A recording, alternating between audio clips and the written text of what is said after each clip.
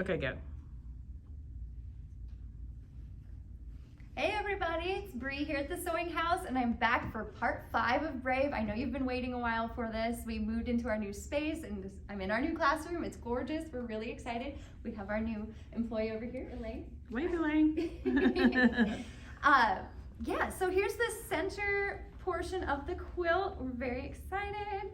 And today I'm going to talk to you about cutting out the background square for this that Dresden gets put onto, as well as the big triangles that go in the corner and make this a square, because this whole thing ends up on point.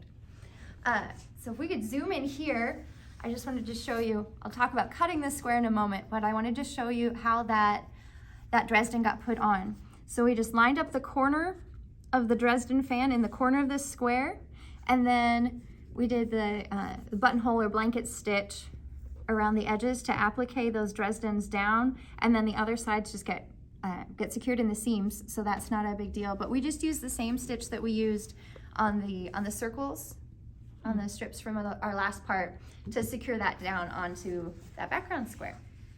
So let's get into cutting.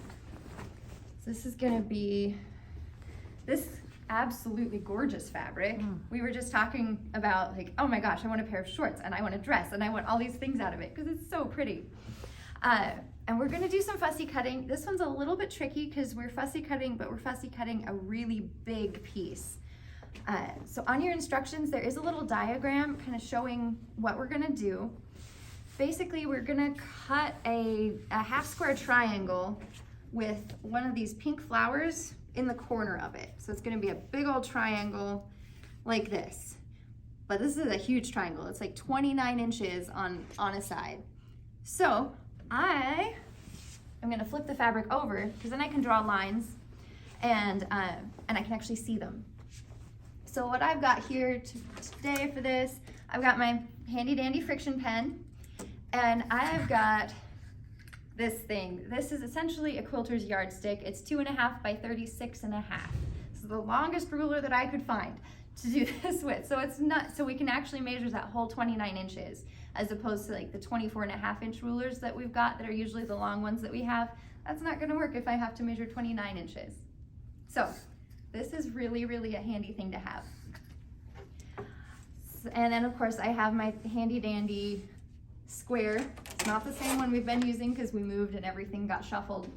But if you haven't seen the new space, come see us because it's really gorgeous. So, but I have my 12-inch square. So what I'm gonna do is, I know I need one of these pink flowers in the corner. So I'm going to put my square right over the top of that, and I've got my 45-degree line going through that flower, and I'm making sure that I've got, it's about 2 inches. So I've got my pink flower right here, and I'm making sure that just the rough outline of that pink flower is about 2 inches from this side, and it's about 2 inches from that side. 2 inches is completely arbitrary. That's just where this ruler landed, so that's what I'm gonna go with. But you do wanna have this in the corner and kind of close-ish to the edge, but not necessarily right on the edge.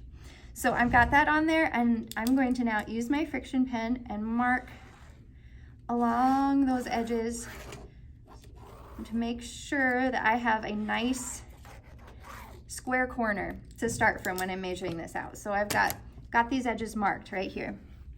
Okay, so now from this corner, the corner of that I just drew on here, I'm gonna use my really long ruler,